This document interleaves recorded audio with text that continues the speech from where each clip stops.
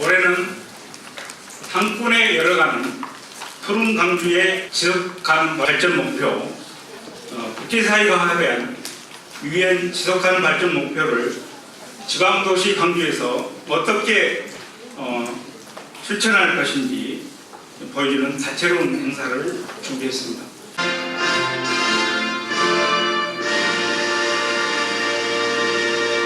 네, 반갑습니다. 매년 의미 있는 행사들을 많이 해오고 있습니다만은 올해는 특히 이 지속가능 발전 정책 포럼으로 유엔의 SDG를 핵심 포럼의 주제로 해서 이 행사를 하게 돼서 더욱 뜻깊습니다. 오늘 우리 행사가 이제 전체적으로 이렇게 주제 발표를 하고 8개 분야가 좀 세부적으로 나눠져 가지고 또 각 지금 분과별로 이제 또 회의 또 토론을 하게 되어 있습니다.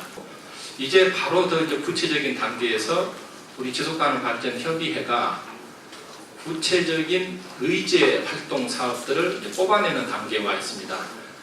내년부터 우리가 의제 활동을 5년 주기로 이렇게 쭉 해오면서 내년부터는 이제 제5차 의제가 지금 이제 실천이 되는데, 지금 우리 지속가능 발전 협의회에 각 이제 정책위원회를 중심으로 해가지고 각 분과별로 내년부터 해야 될 이 5차 의제의 핵심 실천 과제들을 이 SDG에 맞춰가지고 지금 도출해내는 그 작업을 하고 있고, 오늘 바로 이 자리가 그것을 다양한 각계에서의 의견을 수렴해가지고 좀 더 시민과 함께하는 그런 의제로 만드는 자리가 되겠습니다. 오늘 좋은 자리가 되시길 기원하겠습니다. 고맙습니다. 제13회 푸른 강주의 날 기념 지속가능 발전 포럼 행사를 갖게 된 것을 환영합니다. 오늘 이 자리가 우리 지역의 미래를 생각하고 지속가능 발전 분야에 대한 머리를 맞대고 이야기하는 중요한 자리가 되었으면 합니다. 아무쪼록 지속가능 발전이 우리 지역에 뿌리 내릴 수 있도록 실천 전략과 수많은 아이디어를 만드는 데 귀한 시간이 되셨으면 합니다. 감사합니다. 축하의 말씀. 지금 최근 한 2달 사이에 이 지속가능 발전 목표를 두고 굉장히 급하게 돌아가고 있다, 이렇게 말씀드릴 수 있고요. 그러나 제가 참여하고 또 좀 제가 느끼는 문제는 뭐냐면, 많은 논의를 하지만은 여전히 SDG가 무엇인지를 이해를 잘 못하고 있고요. 그 다음에 앞으로 우리가 어떤 방향으로 가야 될 것인지에 대해서도 명확한 계획이라든지 전략을 가지고 있지 않은 그런 상태입니다. 계속 SDG 이야기만 하지 아직 한 단계 깊이 들어가지 못했다, 이렇게 제가 말씀드릴 수 있습니다. 그렇습니다. 그러면 지속가능 발전 목표, 또 SDG가 무엇인지 이렇게 좀 살펴보도록 하겠습니다. 이 보시면은 왼쪽에 있는 것이 새천년 개발 목표라는 겁니다. 이것이 지난 15년 동안 전 세계에서 이제 추진되어 온 개도국의 발전 전략이거든요. 근데 사실 지금 SDG라는 거는 MDG를 대체하는 게, MDG를 이어받아서 하는 거거든요. 근데 많은 사람들이 지난 15년 동안 우리나라에 MDG라는 게 있었어? 모르는 거예요. MDG라는 게 뭐지? MDG라는 걸 알고 그 다음 넘어가야 되는데, 지난 15년간 MDG라는 것이 있었는지를 모르는 상황. 그래서 상당히 어려움이 있습니다만은, 근데 그것이 이제 앞으로 15년간, 2030년까지 15년간 이 MDG에 대한 반성입니다. 반성을 통해서 오른쪽같이 바뀌었습니다. 목표가 17가지로 대폭 늘었습니다. 그리고 세부 목표는 구체적인 목표인데요, 160개로 굉장히 많이 늘었고요. 그 다음에 개도국이 아니라 모든 국가입니다. 그런데 여기서는 실질적인 국가 시행위원회를 만드는 게 좋지 않겠냐. 부처로 가기는 아직도 문제가 있다고 보고요. 그래서 저는 이번 대선에 실제적으로 구체적으로 실행할 수 있는 이유를 책임질 수 있는 국가 시행위원회를 대선 공약으로 어느 후보든지 다 채택할 수 있도록 추진하는 게 좋지 않겠냐 이렇게 생각합니다. 저희 새마을에서는 유엔에서 지속 가능 발전 목표가 빈곤 퇴치와 기아의 종식이라고 이렇게 말씀을 하셨습니다. 아까 이창훈 박사님께서도 그러한 말씀을 하셨는데, 이러한 것을 퇴치를 하기 위해서 우리는 45개국 개도국에 우리 회원들을 파견을 해서 이러한 것을 실질적으로 몸소 체험을 하면서 그 국가에 맞게끔 우리는 일을 하고 있습니다. 어린이 청소년들 입장에서 보자면 이게 참 어렵습니다. 이해하는데. 그래서 조금 더 이해하기 쉽고 인식하는 데 도움이 될 수 있는 그런 매뉴얼들이 좀 나왔으면 좋겠다. 그런 말씀을 드리고 싶고요. 그리고 이게 조금 더 손에 잡히고 형상화된 틀로 뭔가 되면 좋을 텐데 상당히 좀 어렵습니다. 사실 어른들도 이해하기가 좀 어려운데 어린이 청소년들 입장에서 보자면 상당히 어렵겠다. 지속 가능이라는 용어는 너무 좋은 것 같아요. 그런데 가난이 너무나 지속 가능하게 길게 간다라는 거예요. 그래서 이분들이 보면은 분노할 수 있는 대상을 찾는 것 같아요. 꼭 누군가를 찾는데 가장 가까운 자기 그 부인이라든가 자녀라든가 이런 부분 속에서 찾아가고 있는 것들이 저는 너무 현장에서 많이 보고 살아왔기 때문에 이 가난한 사람들이 일을 하는 과정 속에서 굉장히 색다른 얼굴로 보고 계시는데요. 실제적으로 그분들의 아주 깊숙이 들어가서 보면은 뭐 이렇게 좀 훌륭하신 분들이 조금 먼저 만났더라면, 이런 멘토를 좀 만났더라면은 그분들의 생활이 그렇게까지 함께하지 않았을 텐데 그런 생각을 해보면은 이분들에게도 이렇게 꿈도 있고 비전도 있고 다 있었는데 그게 중단된과 동시에 아무런 의지와 아무런 비전도 없이 그냥 막연하게 사는 것 같아요. 그래서 오늘 극빈을 정식을 좀 시키자라는 부분에 전 너무 마음에 들었습니다. 그 속에 저도 이제 함께 언제까지 할지는 모르겠지만 함께 할 것이고요. 저는 이제 마을을 만들어가는 데 있어서 실천의 장이 어딜까? 지속가능이 아까 17개 목표, 거기다가 또 세부 목표 169개, 그 중에 허점도 많다고 그러대요. 그다음 230개의 그 지표. 이러한 것을 딱 볼 때 오늘 지표에 대한 개념이 정확히는 몰랐습니다만은 이거 중요하구나. 실천을 견인해가는, 지속을 견인해가는 지표구나 하는 것을 절실히 깨달았습니다. 광주에서 말 만들기로 좀 활발히 각계각층 하고 있습니다만은 사실상 지금까지 한 20년 동안 해온 것을 하고 있습니다만은 좀 명목적으로 하는 내용이 많았어요. 그래서 앞으로 마을 만들기는 지표를 다른데로 소박하게나마 설정해서 그래서 실천해가는 그러한 영향을 끼치는 것이 광주 지속가능 발전 협의회의 사명 아닌가 그런 생각을 했습니다.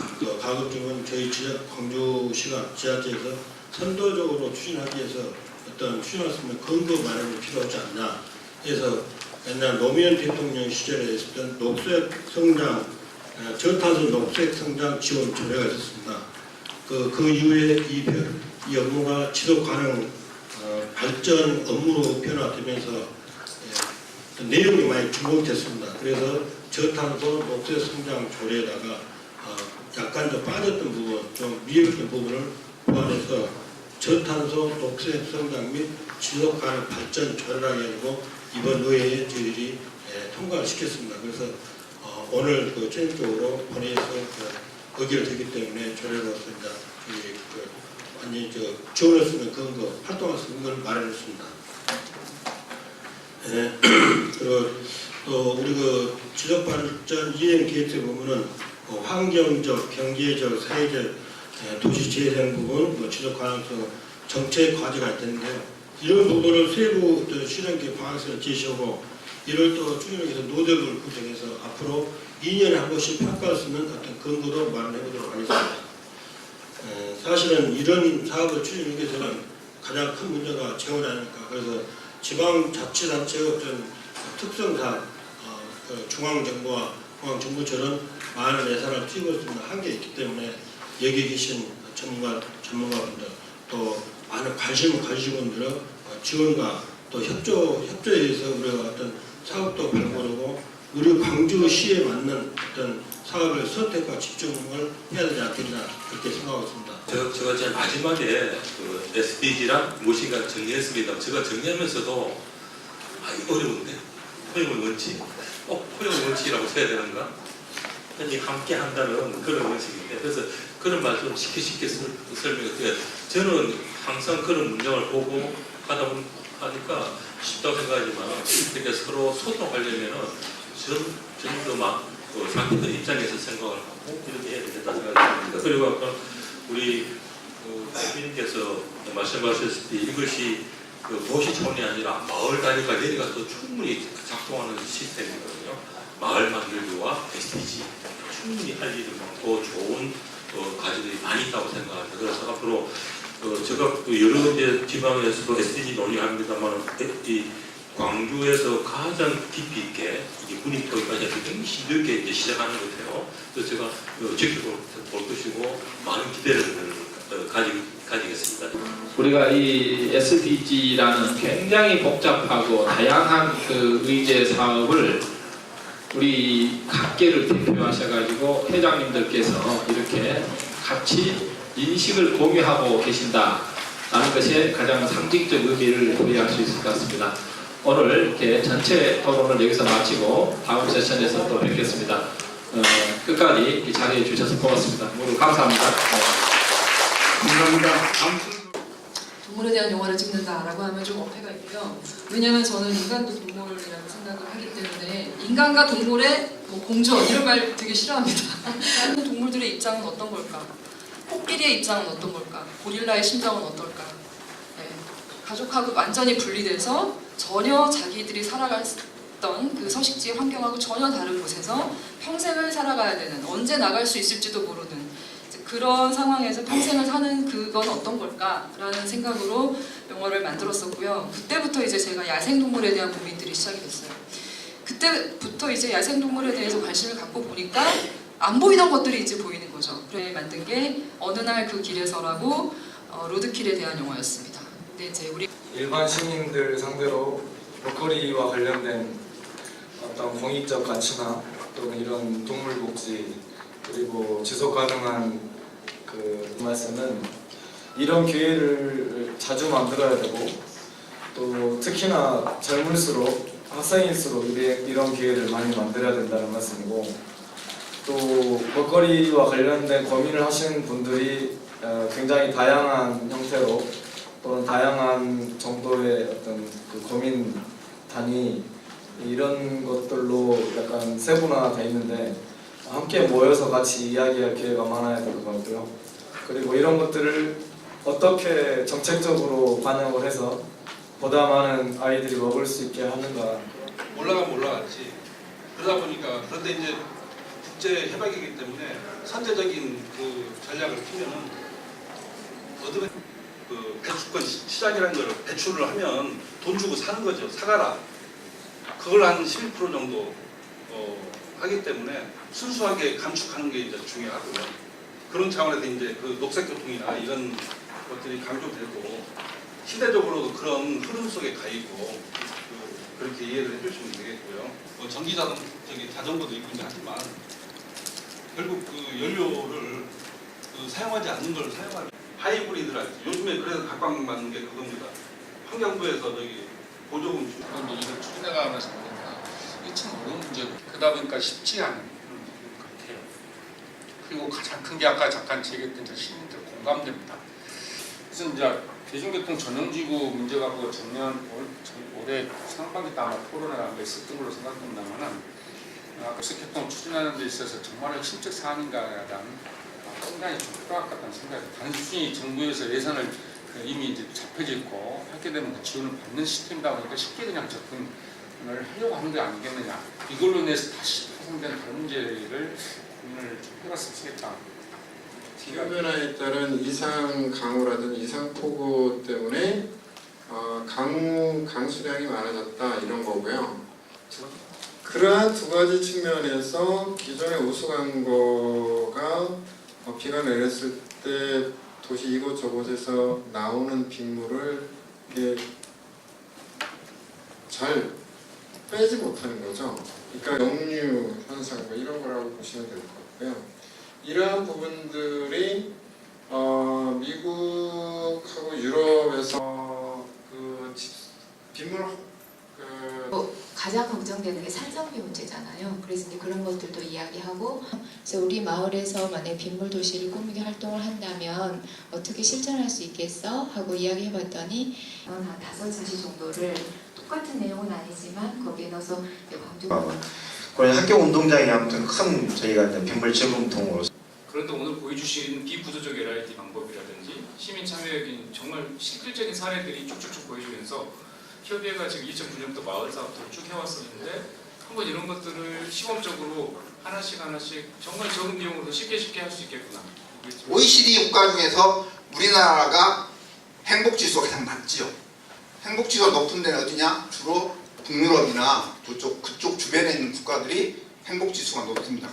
이런 비전과 목표를 우리 광주는 잘할 수 있지 않느냐, 우리는 그렇게 생각하는 거죠.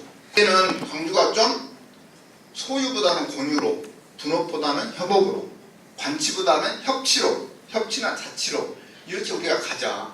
이런 것을 통해서 공동체 가치, 참여자치, 생태적 공존을 해서 우리가 도시도 이런 도시 재생으로 만들어 가자 하는 것이 이제 자원을 보다 더 모든 사람이 함께 이용하는 것이죠. 그러니까 효율적으로 활용하고 보다 합리적 소비가 되는 거고, 그래서 이런 공동체 가치도 높이고 사회적. 이제 공유 경제가라는 용어가 등장한 게 2008년부터인데 이제 공유라는 경제가 이제 등장할 때에 갖는 그 공유라는 용어를 사용하지 않았을 뿐인데 공유는 아주 오래 예전부터 있어왔었던 방식입니다.